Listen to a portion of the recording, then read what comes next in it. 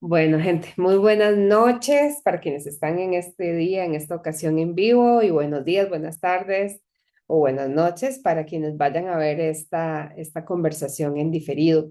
Mi nombre es María Julia Ruiz Fuentes, acompaño como terapeuta en diferentes miradas alternativas. Esta conversación está sucediendo el jueves 2 de julio del 2026 y tiene por nombre el significado del destino, y pongo entre comillas, el destino desde la mirada espiritual. Esta invitación para esta conversación, vamos a tomarnos unos minutos para reflexionar. Si alguien quiere en algún momento tomar la palabra para compartir alguna cuestión o para plantear también alguna pregunta a razón de lo que les voy a ir compartiendo, pueden levantar la manita digital y yo les doy les habilito el micrófono. O igual, si tienen alguna inquietud o alguna pregunta, también la pueden plantear de la misma manera en el chat que tenemos acá disponible en la sesión de Zoom. Esta grabación va a quedar también disponible en el canal de YouTube de Insaye Costa Rica, en donde pueden encontrar también una enorme cantidad de charlas y de espacios de conversación que se han dado a lo largo ya de varios años. Así que bueno, hechos estos comentarios de inicio, muchas gracias por estar acá, muchas gracias por compartir esta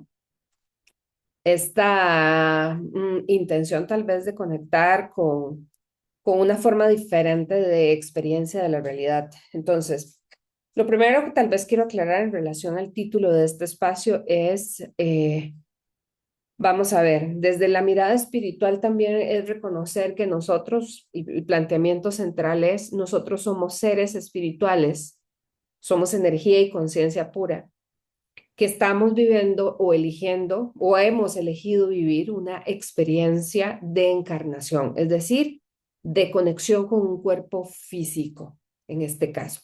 Eso es lo primero, tal vez, primer punto de partida.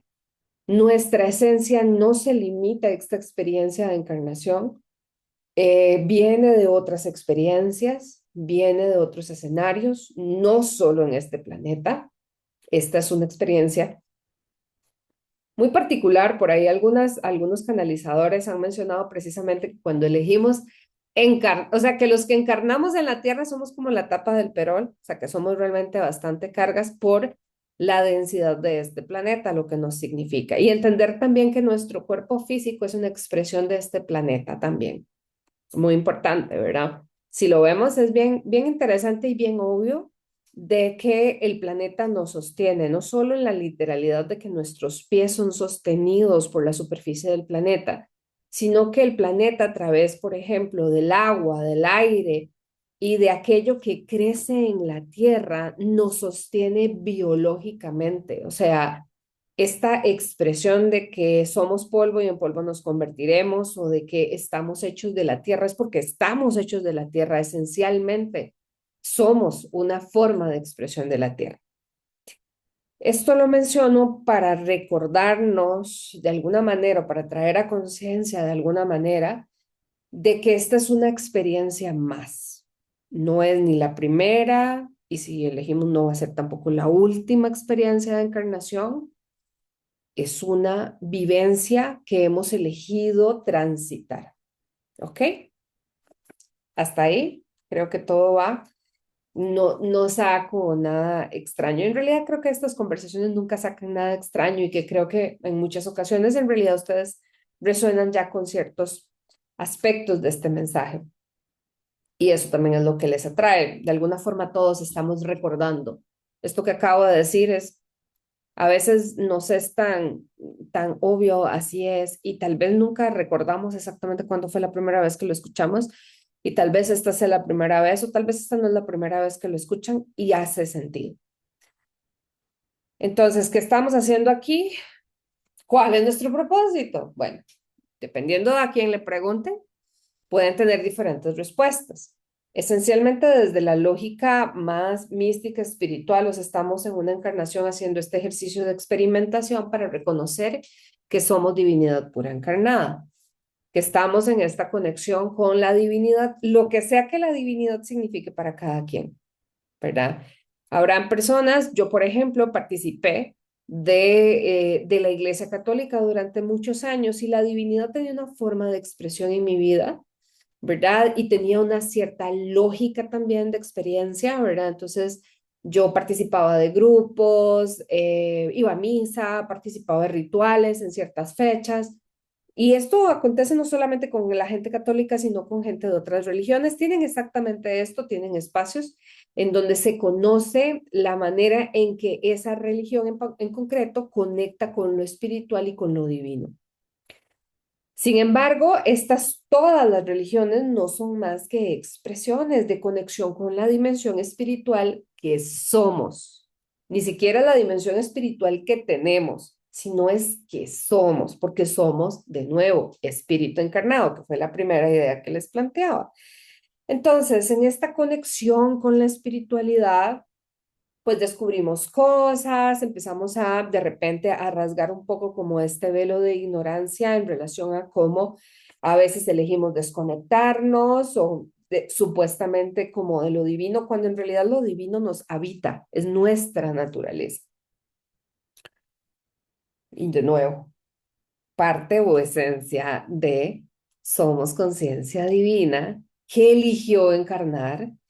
Y esta parte de nuestra conciencia divina sabe perfectamente a qué vino, qué va a vivir, para qué lo va a vivir. Y de alguna manera, bueno, hasta sabe cuándo, o sea, determina y pacta hasta cuándo se va a despedir de este plano. Nadie, este adagio, a mí me gustan, ya verán que me gustan mucho estos decires populares, ¿verdad? De que solo las gallinas de turno se mueren en la víspera. Realmente es porque nuestro ser eligió absolutamente todo, ¿ok? Y les voy a poner el siguiente ejemplo que de hecho surgió en una consulta hace algún tiempo. Si yo, por ejemplo, viví la pérdida de una pareja, ¿ok? O viví la pérdida de un hijo, puede que mi alma se haya sentido tan brutalmente dolida por esa pérdida en esa encarnación, se haya fragmentado de tal manera, el dolor haya sido tal, y esto creo que solamente los papás y las mamás que han vivido esta pérdida podrían dimensionar este ejemplo, pero lo pongo en un ejemplo muy extremo, como para que tal vez la experiencia de reflexión quede clara. Esta fue una información que también recibí desde una lectura de registro akáshico. El alma puede haber quedado en tal nivel de abrumamiento. O sea, saben, es como el alma viene a evolucionar, pero en este encarnar pueden pasar cosas o sea, que están pactadas, pero se vuelven tan desafiantes en la encarnación por la incidencia de la mente, que ese es el tema que todavía no he entrado a tocar, eh, que el alma dice, voy a encarnar y en esta próxima encarnación voy a encarnar como mujer estéril. O por ejemplo, voy a encarnar como mujer estéril porque necesito resolver el vacío y el dolor que este duelo ha dejado como marca en mi alma, en mi ser, en mi esencia. ¿Ok?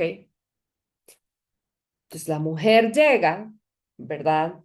Llega, encarna y curiosamente como su mayor dolor a nivel del espíritu, vamos a decirlo así, como esa parte que quedó inconclusa o que quedó dolida, voy a poner dolida, pero vamos a decirlo así, como ese aprendizaje de esa vida de pérdida de ese hijo quedó ahí pendiente,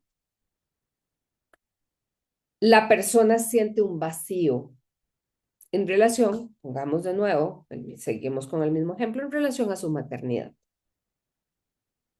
¿ok? Es un vacío y siente un anhelo profundísimo. Y aquí es donde, paréntesis, meto a la mente. Todos, desde que encarnamos y escogemos estos cuerpazos que estamos habitando en esta encarnación, Nos dicen, sí, ese modelito, 1981 en mi caso, 1900 tal en el caso de cada quien, o de 2000, no sé si aquí hay gente joven. Qué bueno. Em, Ese modelito viene con un sistema operativo ahí medio atrevido que llaman. Y es una mente interesante que hace todo lo posible para que usted no se muera, gente. Eso es lo que hace. Básicamente toma todas las experiencias en donde uno dice, ya, o sea, ya yo mejor me desconecto de esta vaina. Y el cerebro dice y la mente dice, mae, o sea, tranquilo, yo me encargo, yo gestiono esto. Reprime, reprime justamente esa emoción, esa sensación y demás, la manda al inconsciente, la mete así como meter algo profundo en el océano, ¿verdad? Y dice, tranquilo, ahora sí, navega en paz. Navega en paz es que cuando usted no se da cuenta, su barquito va sobre el mar, pero por debajo lleva un montón de boyas hundidas, que son boyas, me explico, con estos artefactos que ponen a flotar en el océano. Entonces llevas un montón de eso que está haciendo constantemente presión para, o sea, casi que para desprender el barco de sobre la superficie que lo está sosteniendo y entonces ahí es donde viene, donde ya no la vimos venir, sino que ya estamos bailando con ella, ¿ok? La mente es así de arrecha porque en realidad es lo que hace tratar de ayudarnos a sobrevivir y lo hace de esa manera, reprimiendo información, ¿ok? Como esa información está reprimida, también la mente mete la cuchara y de alguna manera nos vende ciertas lógicas de, bueno, o sea, es que la gente que tiene esto en su vida de repente sufre menos o está más feliz, entonces como que esto te podría servir. O sea, en el fondo yo sé que tienes una carencia de algo, entonces te voy a sugerir que busques algo similar o semejante para suplir eso. Entonces, típicamente, ¿qué es lo que pasa? Las personas en general, cuando vamos haciendo nuestro trabajo de conciencia y también en ciertos momentos en donde somos menos conscientes, ¿verdad? Tenemos menos sabiduría sobre ciertas cuestiones en la vida, hacemos a veces de esta demanda de la mente de, mira, pero vos para calzar deberías de estudiar cierta profesión, deberías de trabajar en determinado lugar, deberías de tener cierto ingreso, deberías de tener un marido, deberías de tener un perro, deberías de tener un hijo, o sea, la mente empieza porque también está copiando lo que ve a su alrededor y no precisamente porque sea el ejemplo más excelso, sino porque simplemente le parece que de esa manera vos vas a calzar mejor y calzando mejor, el asunto va a ser más llevadero para vos y las boyas que te están tratando de sacar ¿verdad? De volcarte el bote, de repente puede que no te generen tanta dificultad. Y entonces voy a seguir con la metáfora del barco, por alguna razón fue la que me llegó, ¿verdad? Entonces, ¿qué hago? Meto peso en el barco. O sea, nosotros somos ese barco, ¿ok? El mar es la vida. Voy a hacer la metáfora súper clara. Nosotros somos el barco, el mar es la vida. Debajo del barco van estas boyas que son, insisto, artefactos que tienen aire y que impiden, o sea, tienen una resistencia para ser integrados en la vida, ¿verdad? Es decir, integrados en el mar y entonces van haciendo presión tratando de separar al barco del mar. Entonces, por otro lado, viene una profesión y eso es como meter peso en el barco, ¿saben? Entonces, como sabemos que el barco anda ahí medio flojón y queremos como que esté más asentado en el agua para que tenga sostén y además fuerza y además de eso, estabilidad, ¿verdad? Entonces, en pos de la estabilidad, metámosle una buena carrera, peso dentro del barco. Metámosle una relación de pareja, peso dentro del barco. Metámosle la casa, peso dentro del barco. Metámosle viajes, metámosle no sé qué. Todo esto, si lo vemos en el ejemplo, tiene por propósito último que el barco no se vuelque, supuestamente, y poder ejercer presión en contra en relación a las boyas. Lo que pasa es que nada de eso sirve.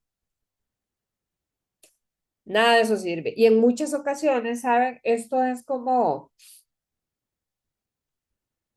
vamos a ver, cuando aquí metemos medicación de por medio, ¿verdad? Ya es como otra historia.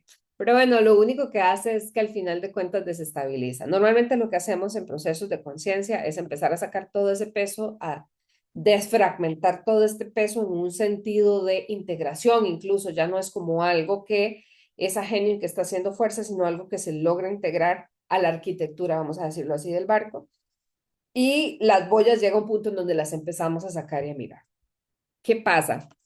Si yo tengo la mirada puesta de que yo necesito un determinado peso dentro de mi barco, pongamos una determinada profesión, una determinada pareja, una determinada casa, en realidad en muchas ocasiones, en primer lugar, ya lo decía Carl Jung, que se olfateaba este asunto con mucha claridad, decía, lo que resiste persiste. Entre más usted se enganche con algo, es más probable, y si lo vemos, ¿verdad? La gente habla de la constancia y de la disciplina, y que usted con constancia y con disciplina puede alcanzar lo que sea. Lamento informarles que no, ¿verdad? O sea, no es cierto que usted pueda alcanzar lo que sea en su vida si se lo propone, porque en realidad, insisto, y volviendo a una idea que les planteé hace unos minutos atrás, su alma pactó cuál era la ruta de viaje y cuáles eran las experiencias que usted iba a tener y las que no iba a tener. Entonces, por ejemplo, por ponerles mi caso concreto, y es muy interesante comentarlo ya incluso desde este lugar, ¿verdad? Durante muchos años yo no quise tener hijos, cuando quise tener hijos no pude tener hijos y ya el año pasado viví una histerectomía, o sea, no tengo útero. Consecuentemente, esa es una experiencia que no va a pasar. Yo no voy a saber lo que se siente gestar un hijo, no voy a vivir biológicamente el proceso, ni voy a vivir algo, aunque adopte, si fuese el caso, que no es, ¿verdad? Digamos, si yo tuviera esa necesidad de hijo y esa búsqueda y demás, y quisiera adoptar, tampoco voy a tener una condición que tienen las madres. En primer lugar, siempre sería madre adoptiva, nunca sería mamá, que es diferente. Pero curiosamente hay una conexión madre-hijo que se da en la gestación y se llama quimerismo, es donde hay una conexión genética a través del desprendimiento celular de células del bebé que quedan en la madre y viceversa.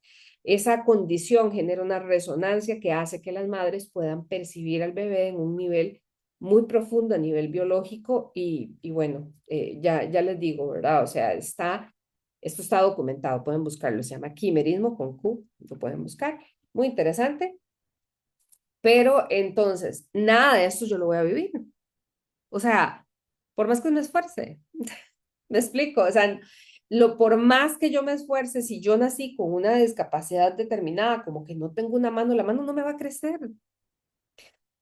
Vamos a ver, podríamos hablar de cosas más místicas más adelante, como que ya han habido seres en este planeta que han hecho expresión, por ejemplo, de cosas a nivel material y han creado órganos.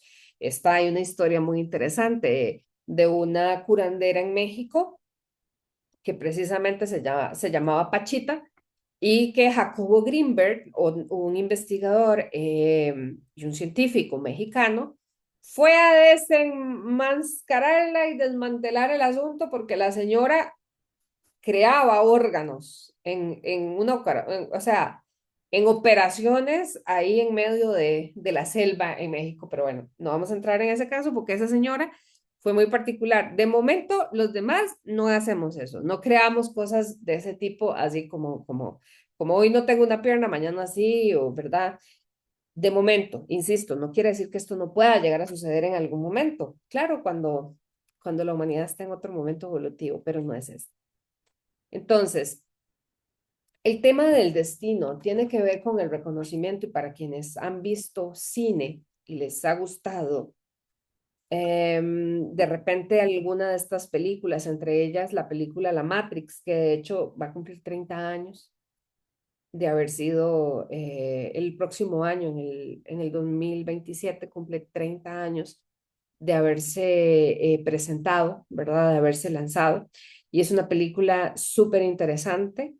En una segunda, creo que fue en la segunda, sí, en la segunda película, porque tiene cuatro, tiene varias secuelas. En la segunda película hay una pregunta que el protagonista le hace a un personaje que se llama el oráculo, que en teoría es como una divina, que ayuda a mirar la realidad desde un lugar de mayor conexión entre las partes, de cosas que ellos no podían ver, pero ella sí de alguna manera, o saber o entender, tener esa sabiduría.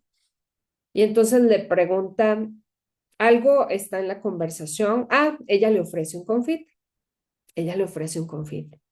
Entonces él se queda mirando el confite y le dice que si ella realmente sabe cuál es el futuro, que realmente, o sea, ella ya sabría si él va a agarrar o no el confite. Entonces, como, ¿para qué me lo ofreces? ¿Para qué me haces creer que estoy eligiendo?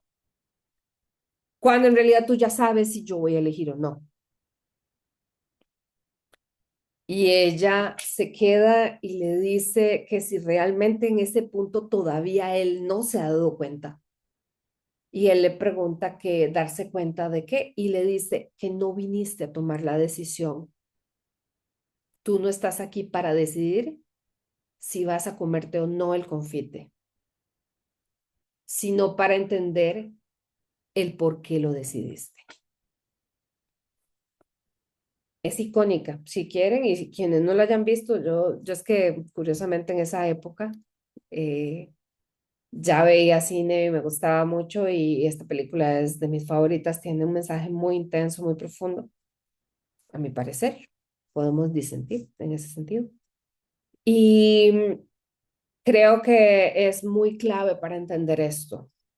El destino no tiene que ver con lo que decidís o no decidís en la minucia acá en esta encarnación. Tiene que ver con cómo te posicionas ante eso que sucede en tu vida.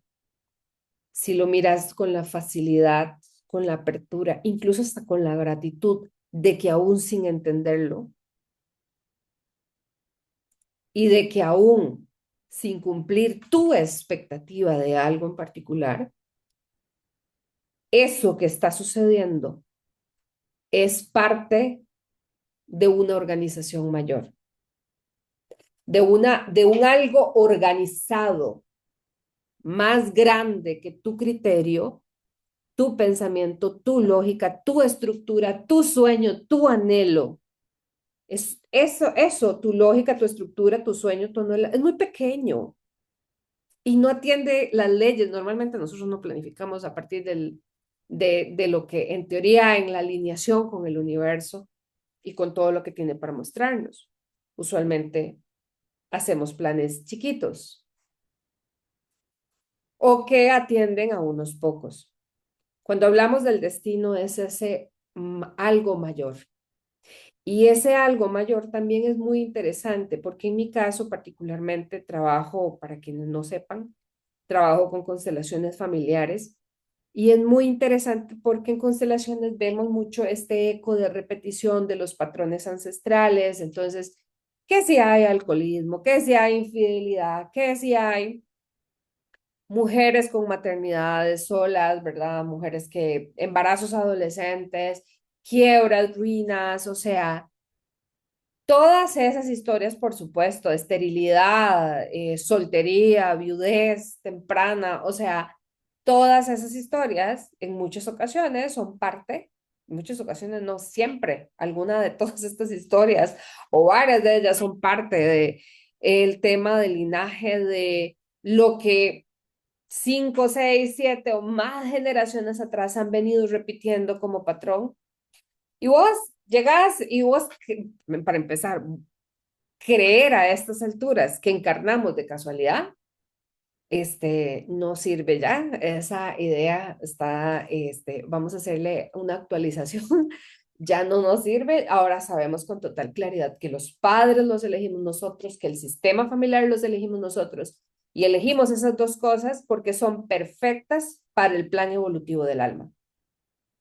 Elegimos a los padres y elegimos unas familias determinadas, los sistemas, los linajes de ambos padres, porque eran los más resonantes con el plan evolutivo de nuestra alma, Consecuentemente, todos los traumas heredados de nuestro linaje, más todos los traumas creados con nuestros padres en la infancia, y aquí todos sin excepción tenemos traumas. Es más, si no viniésemos preparados para vivir eso, ni siquiera hubiésemos encarnado, porque ¿para qué? Mejor nos quedamos en unidad, estando ahí en conexión con el todo y con la nada, por cierto, son exactamente esta misma conexión.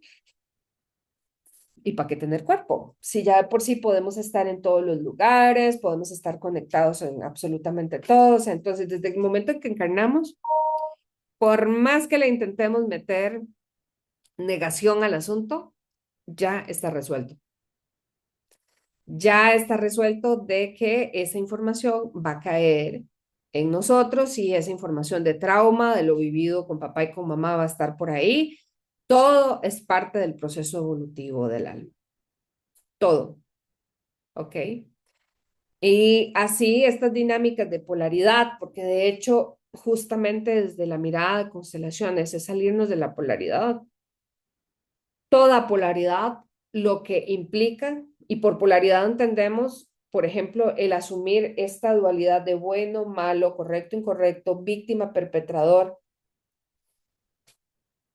o víctima, salvador incluso, ¿verdad? Esta separación es lo que nos hace entrar en un bucle de repetición constante de los mismos dramas. Desde la mirada, digamos, de herramientas terapéuticas, diría Emilio Carrillo, serias, me atrevo yo a decir, que tienen un cuerpo de conexión mística y espiritual fuerte y sentado, ¿verdad? Verdaderamente en esta evolución del espíritu, todo va hacia lo mismo, salirnos de esa dualidad, salirnos de esa polaridad, entrar en común unión. Y una de las cosas con las cuales las personas nos enfrentamos también en algunos momentos es el reconocimiento a lo que es, de que la vida es más allá de cualquier expectativa, más allá de cualquier plan, y que lo que nos corresponde es siempre ir ampliando nuestra mirada para que aquello que encontramos como inadecuado, como malo en nuestra vida, pueda tener también un lugar. Porque en el momento en que yo digo, por ejemplo, pongamos este ejemplo, en el momento en que yo me ciño y yo digo, es que yo tengo que ser profesional porque nadie en mi familia fue profesional, por ejemplo, eventualmente puede haber un nivel en donde yo estoy rechazando a todos mis ancestros y ancestras que no tuvieron la posibilidad de profesionalizarse en un centro educativo, en una universidad, de sacar un posgrado, etcétera. Cuando lo hago desde ese nivel, estoy en resistencia a lo que es, lo que es que la historia de mi familia es una historia de una familia campesina. Bueno, en mi caso concreto, de parte de mi mamá, es una historia de una familia campesina, de parte de mi papá, es una historia de una familia que se ha dedicado al comercio de diferentes cosas y a negocios de diferentes cosas. Entonces, es como si yo renegara de eso, entro en resistencia. Y en muchas ocasiones esa resistencia, que bueno, gracias a Dios, esa no fue como un tema en mi camino personal, pero sé que también es un tema en algunas personas, personas que se sienten avergonzadas de alguno de sus orígenes, tal vez de papá y mamá no, pero sí de más atrás, ¿verdad? De sus linajes, por ejemplo. Y esto tiene que ver con que haya juicio y de alguna manera entonces el juicio siempre nos separa. Cuando juzgamos nos separamos. Cuando juzgamos no estamos obviamente en unidad. Cuando juzgamos dejamos de ser conscientes. Y en esta separación de la conciencia, pues entramos en resistencia a lo que es. O sea, las aves van a volar mañana, nos guste o no, los árboles se van a nutrir, nos guste o no, las nubes se van a mover, nos guste o no, la vida es vida. Y sí, hay personas, por ejemplo, ahorita que en el lugar en el que vivo está un poco más frío y un poco más lluvioso en este tiempo. O sea, el tema acá es estar en rendición justamente, o esa es la invitación, entender que el destino tiene que ver con el plan del alma, tiene que ver con aquello que el alma eligió venir a evolucionar, aunque a veces a nuestro personaje en esta encarnación no le guste ni le parezca, o sea, es como qué bonito que se le ocurrió venir ahora y pasar este momento, sí. Y en muchas ocasiones, y aquí hay una charla que también, si a alguien le resuena, pues pueden buscarla. En muchas ocasiones, cuando estamos en este camino evolutivo y hemos resistido a un aprendizaje durante algún tiempo, creamos, porque también el espíritu se encarga de eso, una noche oscura del alma para llamar y centrar totalmente nuestra atención en aquello que hemos estado sosteniendo para evitar. Entonces, ¿qué es una noche oscura del alma? En donde todo lo que yo tenía planteado, pongamos por ejemplo el tema de una quiebra. Una persona que ha tenido toda su fe, su expectativa y demás en un negocio porque, ¿verdad? Eso le hacía sentirse valorado o valorada en la comunidad o valorado, valorada por su familia, por sus hijos, por sus socios, no sé qué. Y en esa pérdida, en esa, ya sea, qué sé yo, un desfalco, sea una quiebra en general, se desestructura esa personalidad que había construido a partir de ese negocio. Y esa desestructuración justamente hace que la persona vuelva a poner los pies sobre la tierra, hablando de somos hijos de la tierra, y desde ahí pueda reconocer verdaderamente quién es. También a veces estas noches oscuras del alma vienen a través de la muerte de alguien importante, la pareja, un hijo, los padres, vienen a través de un suceso fortuito, una discapacidad inesperada, un accidente. Y es como, ¿quién soy yo ahora? Es más, se los podría decir, ¿quién soy yo ahora si no hago un Zoom de estos? ¿Quién soy yo ahora si no doy consulta? Que es básicamente lo que hago de forma cotidiana. ¿Quién soy yo ahora si dejo vivir en el lugar en el que estoy? O si dejo de tener el carro que tengo, o si dejo los proyectos que he proyectado, valga la redundancia, que he planteado para los próximos meses. ¿Quién soy? Esta claridad de que todo esto, todo lo que les he mencionado, vivir en esta casa, tener el carro, esos proyectos, este trabajo, este nivel de ingresos, todo es transitorio y todo puede modificarse en cualquier momento si yo me alejo verdaderamente del plan evolutivo de mi alma. Es parte del vivir la vida y de darse cuenta de que cada cosa o cada aspecto que de nuestra vida se moviliza es un llamado de atención para volver a nosotros mismos. No es el destino diciéndonos que eso no es para vos. Tal vez sí, de cierta forma. Pero entonces puedes preguntarte también en eso de dónde viene la necesidad de que tu vida tenga una forma, un tamaño, una expresión, una manera de mostrarse. Y cuánta facilidad podrías crear si te permitiera ser sostenido, sostenida por la tierra, por la divinidad, por el amor en general. Así que bueno, yo dejo mi mensaje hasta acá. No sé si alguien tiene alguna pregunta o algo por el estilo, si no, por acá cerraríamos. Em, y desearle ante todo a todos que tengan una espléndida noche. Espero que esta conversación haya tenido o esta compartir haya tenido algún tipo de contribución para ustedes, que de verdad esto que llamamos vida podamos abrazarlo a plenitud, incluso con las partes que no nos son cómodas, que no son inesperadas o que son desafiantes. Porque en esa incomodidad, en ese desafío, en eso radica la evolución de nuestra alma. Ahí está el secreto de lo que vinimos a hacer. Y a veces tiene que ver con renunciar a algo a lo que le hemos dado demasiado valor, para reconocer que lo único verdadero, y como decía una de mis maestras, Laura Niño, que lo único real es el amor.